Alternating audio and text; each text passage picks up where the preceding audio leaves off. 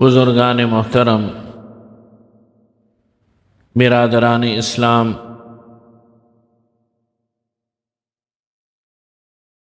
حق تعالی شانہ نے قرآن مجید میں، جیسے میں نے پہلے بھی کئی دفعہ عرض کیا، معاملات کو بہت تفصیل کے ساتھ، بہت جسے کہنا چاہیے کہ اہتمام کے ساتھ بیان فرمایا۔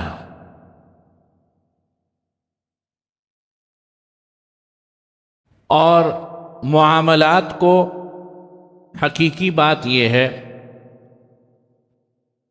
کہ قرآن مجید کا مطالعہ کرنے سے پتہ چلتا ہے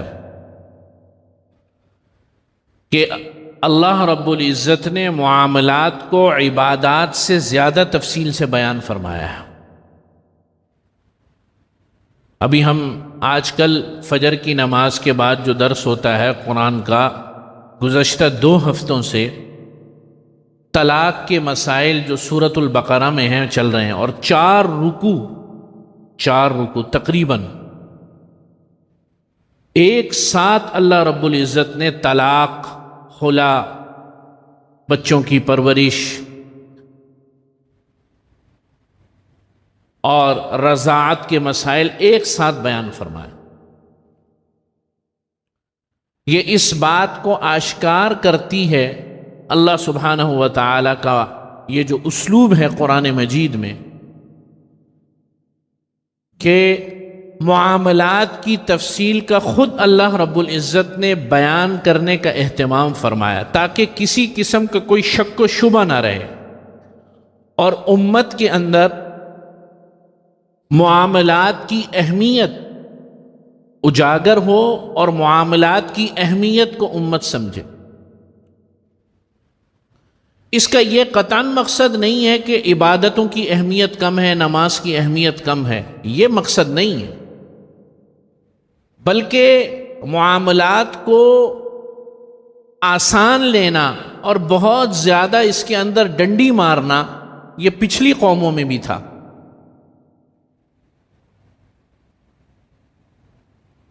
اور یقیناً اس پیش نظر اللہ سبحانہ و تعالی نے وراثت، طلاق، خلا، لین دین کے مسائل کو بیان فرمایا۔ میں نے جو خطبے میں آیت تلاوت کی، یہ بھی سورۃ البقرہ کی آیت ہے اور ختم ہونے سے تھوڑا پہلے ہے۔ اس آیت کو کہتے ہیں آیت مدائنہ۔ کیا کہتے ہیں؟ اور یہ قرآن مجید کی سب سے طویل آیت ہے۔ لوگوں میں، ویسے ایک بات عرض کر دوں، لوگوں میں مشہور ہے کہ آیت الکرسی قرآن مجید کی سب سے بڑی آیت ہے۔ یہ غلط بات۔ طویل آیت، سب سے بڑی طویل آیت قرآن مجید میں آیت مدائنہ ہے، جو کہ شروع ہوتی ہے یا ایھا الذین آمنوا اذا تداینتم بدین الی، طویل آیت۔ البتہ میرا خیال آیت الکرسی مشہور اس لیے ہو گئی کہ اس کی فضیلت کے اعتبار سے، کہ اس کی فضیلت بہت بیان ہوئی۔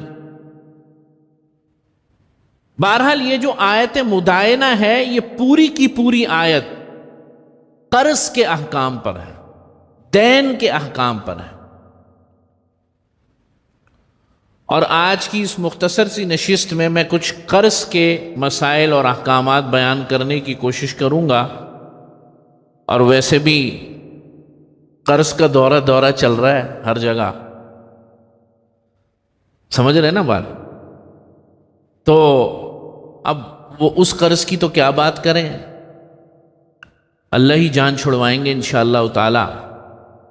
لیکن ہم جو آپس میں قرض کا لین دین کرتے ہیں وہ کیسے کرنا چاہیے، اس کے کیا فضائل ہیں، کیا احکامات ہیں، کیا مسائل ہیں، جسے ہم قرض حسنہ کہتے ہیں۔ 2 لفظ استعمال ہوئے ہیں، 2 لفظ، توجہ، دین اور قرض۔ کیا؟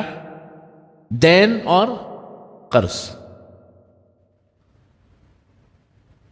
دین جو ہے وہ میں آسان الفاظ میں اگر کہوں آپ کو سمجھ میں آئے، ریسیویبل کو کہتے ہیں، وہ رقم جو آپ نے لینی ہے، اور ایک ہوتا ہے قرض. دونوں میں تھوڑا سا فرق ہے، قرض میں اور دین میں تھوڑا سا فرق ہے. قرض حسنہ ہم جس کو کہتے ہیں، ایک شخص آیا مجھے کہنے لگا کہ بھائی مجھے ضرورت ہے 10,000 روپے کی، آپ مجھے دے دیجئے، تو میں اس کو دے دوں، تو اب یہ کیا ہو گیا؟ اس کو کہتے ہیں قرض حسنہ، قرض دینا.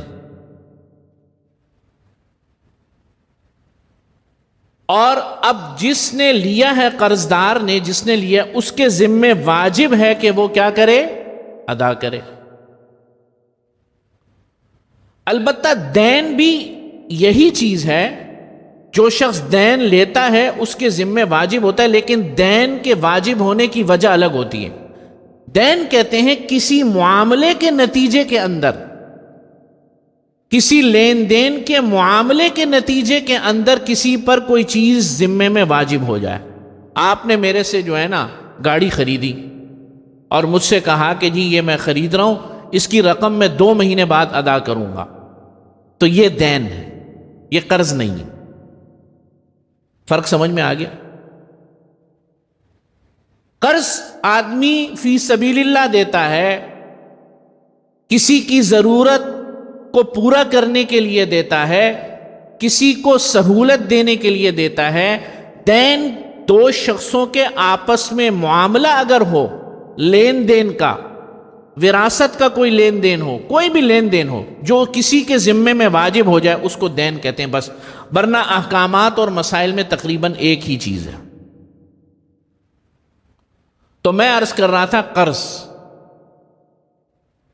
سب سے پہلے تو یہ سمجھیے کہ قرض کو لینا، قرض لینا یہ کوئی اچھی چیز نہیں ہے. شریعت نے اس کو پسند نہیں فرمایا، نبی کریم صلی اللہ علیہ وسلم نے اس کو پسند نہیں فرمایا. یہ الگ بات ہے کہ خود نبی کریم صلی اللہ علیہ وسلم نے بھی قرض لیا. یہ میں کیوں لیا میں بتاؤں گا انشاءاللہ، عرض کروں گا. آپ علیہ الصلوۃ والسلام کی ایک دعا ہے کہ اللہم انی اعوذ بک من المأثم والمغرم، یا اللہ میں آپ سے پناہ چاہتا ہوں گناہ کی اور مغرم، قرض دینداری کی میں آپ سے پناہ چاہتا ہوں، قرض دینے کی میں آپ سے پناہ چاہتا ہوں، ایسی نوبت کی پناہ چاہتا ہوں کہ مجھے کسی کا کچھ دینا پڑے. اب جس چیز کی آدمی پناہ چاہ رہا ہے تو وہ کیا اچھی چیز ہوگی؟ تو عام طور پر قرض لینے سے منع فرمایا ہے. قرض لینا کوئی اچھی چیز نہیں. اور خاص طور پر دیکھو، قرض اگر لے تو کوئی ضرورت کے لیے تو انسان لے لے، اگر بہت مجبوری اور ضرورت پڑ جائے. لیکن ہمارے یہاں قرض لینے کی جو روایت ہے، انفرادی طور پر بھی وہ بڑے عجیب معاملات میں. شادی کرنی ہے، قرض چاہیے. نبی کریم صلی اللہ علیہ وسلم کا ارشاد گرامی ہے، مفہوم بہترین شادی وہ ہے جو سادگی سے انجام پائی جائے. لوگ شادیوں کے لیے قرض اٹھا رہے ہیں، بینکوں سے قرضہ اٹھا رہے ہیں، اور بینک دے بھی رہے ہیں شادی لون کے نام سے، اور پتہ نہیں کون کون سی اسکیمیں جاری ہو رہی. اس کو پسند نہیں فرمایا. یہ ضرورت میں داخل نہیں ہے. شادی تو ضرورت میں داخل ہے، لیکن اس کے اندر آپ اپنی چادر کے مطابق خرچ کریں. اول تو حقیقی معنوں میں شریعت نے لڑکی والوں پر کچھ خرچ رکھا ہی نہیں ہے، کوئی خرچ نہیں ہے. شادی میں صرف ایک خرچ ہے، ولیمے کا خرچ، اور خطبہ مسنونہ کے بعد کچھ شیرینی تقسیم کرنا، یہ خرچ ہے، اور مہر کا خرچ. اور تینوں خرچ جو ہے وہ دلہا پر ہیں، لڑکی والوں پر کوئی خرچ نہیں. چنانچہ نکاح کی تقریب کے اندر جو لڑکی والے کھانے کا اہتمام کرتے ہیں، اس کے شریعت سے کوئی تعلق نہیں، لیکن کرتے ہیں تو ناجائز حرام تو نہیں ہے، لیکن ان کے اوپر کوئی ضروری نہیں ہے. آج بھی اس دور میں بھی آپ عربوں کے یہاں رواج ہے وہ صبح کو جاتے ہیں، دوپہر کے کسی وقت، شام کے کسی وقت لڑکی کو اس کے گھر سے رخصتی کر کے لے آتے ہیں، نکاح مسجد میں ہوتا ہے، شام کو ولیمہ ہوتا ہے لڑکے کے یہاں، کوئی نکاح کا کھانا وانا نہیں ہوتا۔ بہرحال تو میں یہ عرض کر رہا تھا کہ قرض کسی ضرورت کے تحت، اور ضرورت بھی ایسی ہو گئی ہو کہ مجبوری بن جائے، اس کے تحت لینے کی تو گنجائش ہے، لیکن اللے تللوں کے لیے، خواہشات کے لیے، خواہشات کا تو کوئی اینڈ نہیں ہے، خواہشات کی تو کوئی لمٹ نہیں ہے، خواہشات کا کوئی کنارہ نہیں ہے۔ خواہشات کے لیے قرض لینا اس کو بڑا ناپسند فرمایا۔ نبی کریم صلی اللہ علیہ وسلم نے ایک موقع پر فرمایا، ان الرجل اذا غرم حدث فکذب ووعد واخلف، کہ جب آدمی مقروض ہو جاتا ہے، حدث بات چیت کرتا ہے، بات چیت سے مراد یہ کہ بدتمیزی کرتا ہے، اول فول بکتا ہے، بندہ فون کرے کہ یار آپ نے کچھ ادا کرنا ہے، تو آگے سے بجائے اس کو کوئی دینا ہے، اس نے الٹا اس کو پڑ جاتا ہے گلے پہ۔ یہ ہے کہ نہیں ہمارے ہاں؟ اور یار میں کوئی بھاگا تھوڑی جا رہا ہوں اسی شہر میں، وہ بھاگا اگر تو جا رہا ہوتا تو تجھے کوئی دیتا ہی نہیں، یہ کیا بات ہے کہ میں کوئی بھاگا تھوڑی جا رہا ہوں، ادھر ہی ہوں، شہر میں ہوں، تم نے میرا گھر دیکھا ہوا ہے، ایسی باتیں کرتے ہیں نا۔ یہ اس صورت کے اندر ہے کہ وہ جو میعاد ہے دینے کی وہ پوری ہو جائے، گزر جائے، اب اگلا بندہ قرض خواہ جو ہے وہ تقاضا کر رہا ہے، بھائی رقم دینی تھی، رقم دو، تو نبی کریم صلی اللہ علیہ وسلم نے کیا خوبصورت جملے، اذا غریمہ، جب مقروض ہو جاتا ہے، حدث بیکار کی باتیں کرتا ہے، فکذب جھوٹ بولتا ہے، بیٹا بچوں کو بولو ابا نہیں ہے، بچوں کو بولتے ہیں ابا نہیں ہے، گھر پہ فون آیا تو ملنے آ رہا ہے، اب وہ چکر لگا رہا ہے، دکان کے چکر لگا رہا ہے، گھر کے چکر لگا رہا ہے، فیکٹری کے چکر لگا رہا ہے، اندر سے جو ہے فون کر کے صاحب بول رہے ہیں، بول دو نہیں ہے، فکذب جھوٹ بولتا ہے، ووعد، اور اگر کہیں میٹنگ ہو جائے، بس یہ میں چیک تیار کر رہا ہوں، اگلے مہینے انشاءاللہ یہ کلیئر ہو جائے گا، چیک دے دیتا ہے اور رقم نہیں ہوتی اس کے اندر، فاخلف، وعدہ خلافی کرتا ہے، چیک باؤنس ہو جاتا ہے۔ یہی ہے نا کہانی، آپ صلی اللہ علیہ وسلم نے ترتیب سے پوری کہانی جو ہے وہ بیان فرما دی حدیث کے اندر۔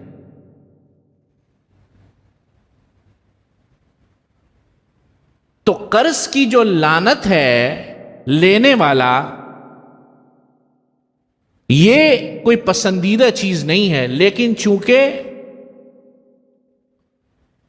آپس کے اندر اللہ رب العزت کا حکم بھی ہے کہ آپس میں تم لوگ ایک دوسرے کے ساتھ بھلائی سے رہو، تو اس بھلائی کا ایک تقاضا یہ بھی ہے کہ اگر کوئی شخص مجبور ہو جائے، ضرورت مند ہو جائے، آپ کے پاس اضافی رقم پڑی ہوئی ہے، کسی استعمال میں نہیں ہے، تو اس رقم سے اس کی مدد کر دینا، دینے والے کے لیے یہ حکم ہے کہ اس کو انشاءاللہ ثواب ملے گا، بلکہ حدیث میں آئے یہ ایک درجے کا صدقہ ہے۔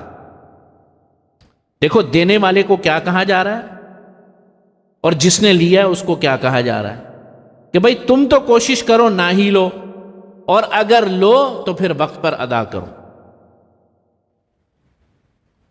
توازن رکھا ہے شریعت نے، معاملات کے اندر بھی کس خوبصورت توازن رکھا ہے۔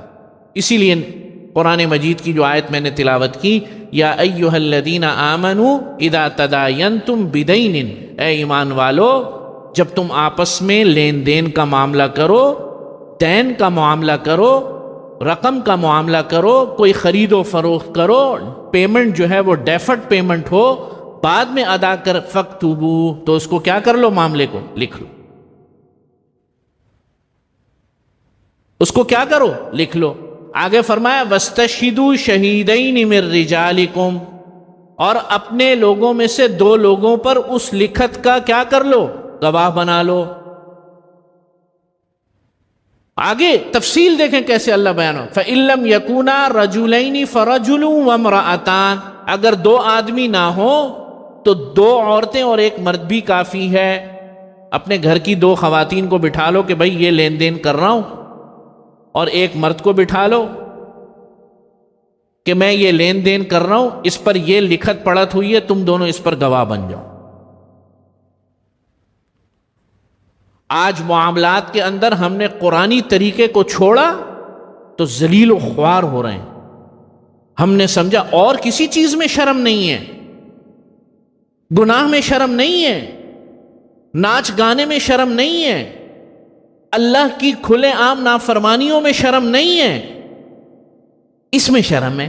یار لکھوائیں گے تو کیا کہے گا یار، ہم کو بھاگے جا رہے ہیں۔ وہ جس سے لکھوایا ہے، جو لے رہا ہے وہ بھی عجیب سمجھے گا، جو لکھ رہا ہے وہ بھی عجیب سمجھے گا، گواہ بھی عجیب سمجھیں گے، سارا کیوں؟ اس لیے کہ شریعت کا مزاج نہیں پتا۔ وراثت میں بھی یہی ہوتا ہے۔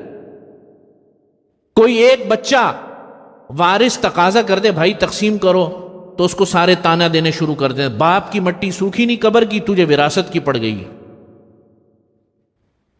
عین قرآن شریعت کا اللہ کا حکم ہے کہ تدفین کے بعد سب سے پہلا عمل وراثت کی تقسیم کرو۔ پھر 20 سال کے بعد عدالتوں میں ایک دوسرے کا گربان بھی تو پکڑ رہے ہوتے ہیں، اس لیے کہ قرآن و سنت پر عمل نہیں کیا۔ تو فَاكْتُبُوا، لکھ لو، معاملے کو لکھ لو۔ موجودہ دور کے اندر کچھ چیزیں ایسی ہو گئی ہیں جو کہ اس لکھنے کے قائم مقام ہو گئیں۔ رسید کا دے دینا، اسٹامپ پیپر پر لکھ لینا، چیک بنا دینا، تو یہ چیزیں تقریباً اس کے قائم مقام ہو گئیں۔ ایسی دستاویزات کا قرض دینے والے کا مطالبہ کرنا بالکل جائز ہے، بلکہ افضل ہے، اور جو قرض لے رہا ہے یا جس نے پیسے ادا کرنے ہیں اس کو اس بات پر بالکل برا نہیں منانا چاہیے، بلکہ اس کو خوش ہونا چاہیے کہ ہم قرآن و سنت کے ایک حکم پر عمل کر رہے ہیں۔ بھائی بھائی بھی آپس میں قرض لین دین کرے تو اگر لکھت پڑھت کر لے تو اس میں کوئی حرج نہیں ہے۔ قرآن و سنت اللہ فرما رہے ہیں فَاكْتُبُوا، اے ایمان والو لکھ لیا کرو، گواہ بنا لیا کرو۔ اپنے مالی لین دین کے اندر جو ہے کاغذ کی لکھت پڑھت کر لینا، اس کو کر لیا کرو۔ اور آگے پوری آیت میں تفصیل بیان ہوئی ہے، میں اس پوری آیت کی تفصیل میں نہیں جا رہا۔ بہرحال میں یہ عرض کر رہا تھا کہ قرض کا عام طور پر لینا یہ ناپسندیدہ ہے، لیکن جب لے لیا، معاملہ ہو گیا، تو اس کے لیے 2-3 مرحلے ہیں۔ نمبر 1 یہ کہ جب معاملہ کر لیا تو رقم کی واپس ادائیگی کے لیے ایک تاریخ متعین ہونی چاہیے۔ تاریخ کیا ہونی چاہیے؟ متعین ہونی چاہیے، نمبر 1۔ نمبر 2، قرض پر کسی اضافے کی شرط نہیں لگانی چاہیے، ورنہ سود کے زمرے میں آئے گا۔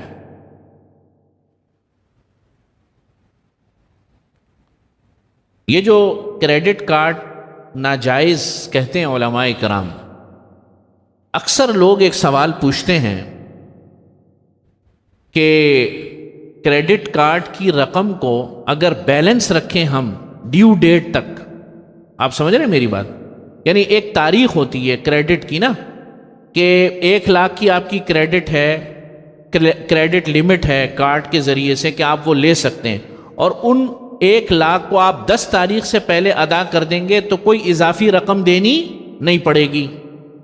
تو اس میں تو ہم کوئی سود ادا نہیں کر رہے، تو یہ جائز ہونا چاہیے، یہ بات صحیح ہے۔ لیکن کریڈٹ کارڈ کے ناجائز ہونے کی وجہ یہ نہیں ہے،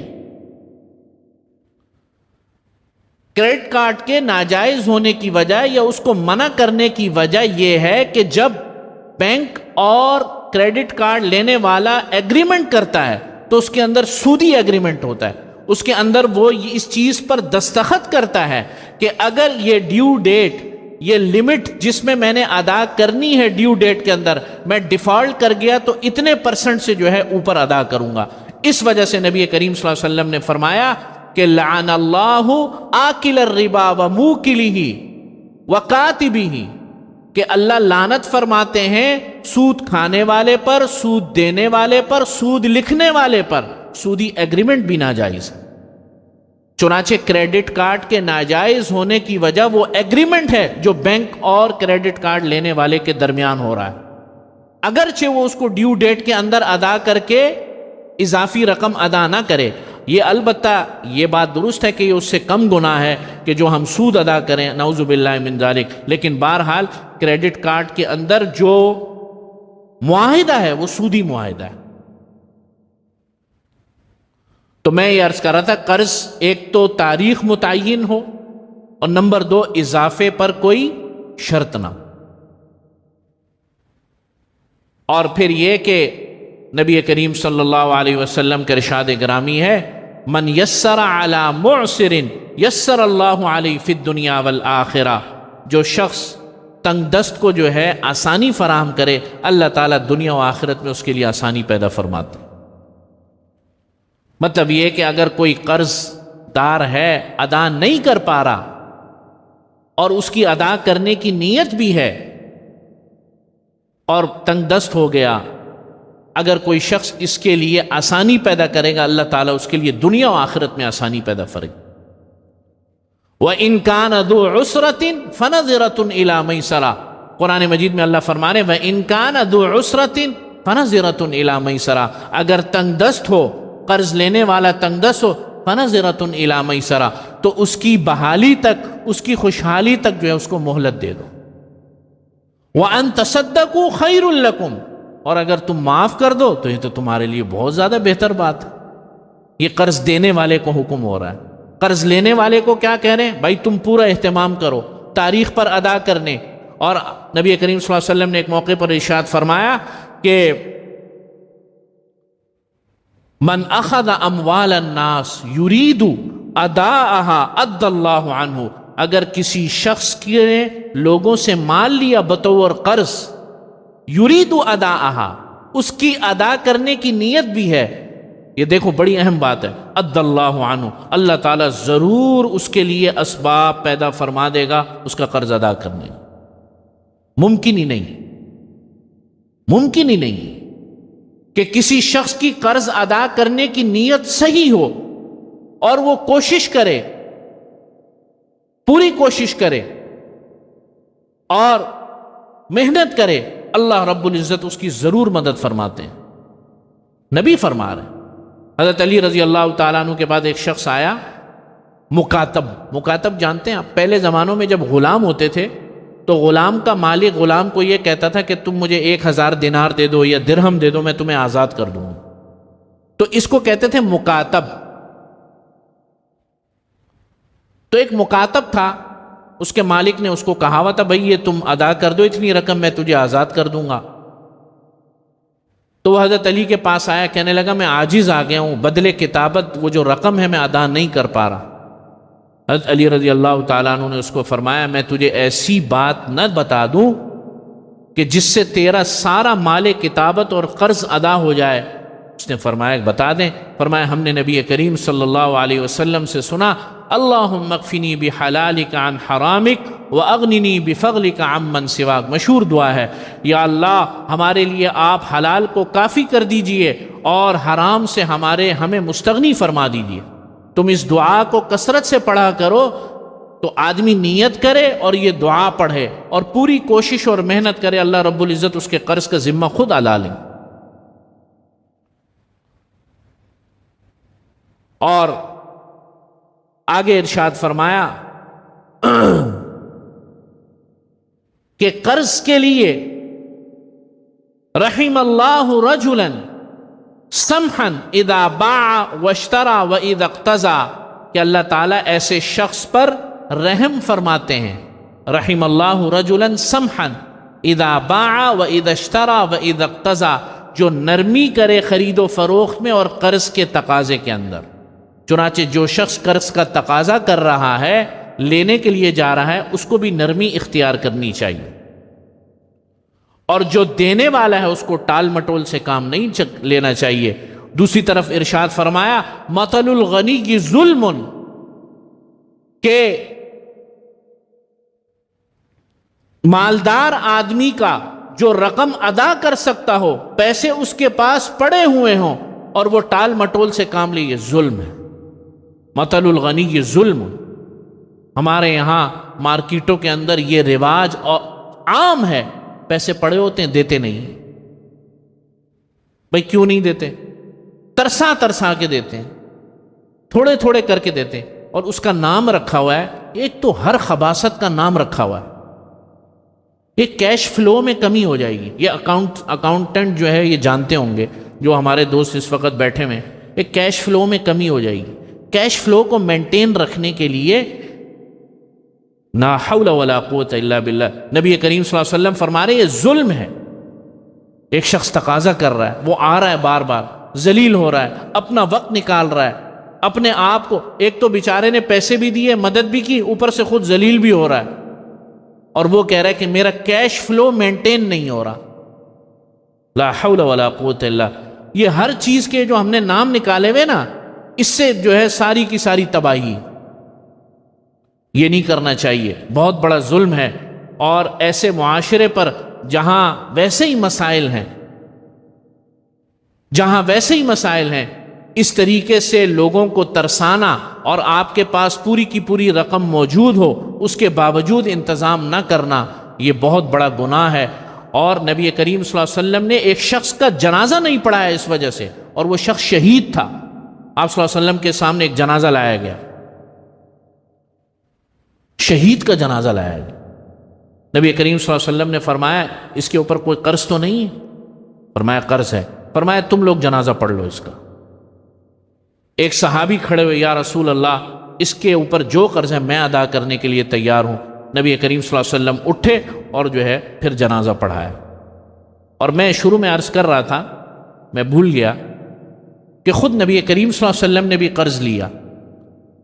حضرت عبداللہ بن ربیعہ رضی اللہ تعالیٰ عنہ فرماتے ہیں کہ مجھ سے نبی کریم علیہ الصلاۃ والسلام نے قرض لیا، اور جب آپ علیہ الصلاۃ والسلام کے پاس مال آ گیا تو آپ صلی اللہ علیہ وسلم نے وہ مال ادا کیا اور مجھے دعا دی، بارک اللہ لک فی مالک و اہلک، اللہ تیرے مال میں اور اہل میں برکت عطا فرمائے۔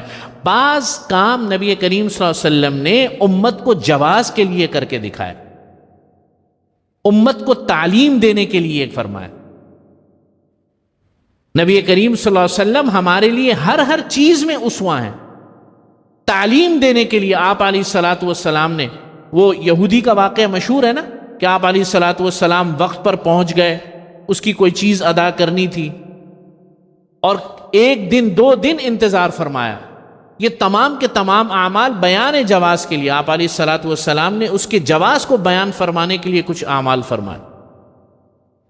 تو بہرحال یہ پوری نشست کا مقصد یہ تھا کہ قرض کوئی پسندیدہ چیز نہیں، اگر لے لیا تو وقت پر ادائیگی کی پوری کوشش کرے۔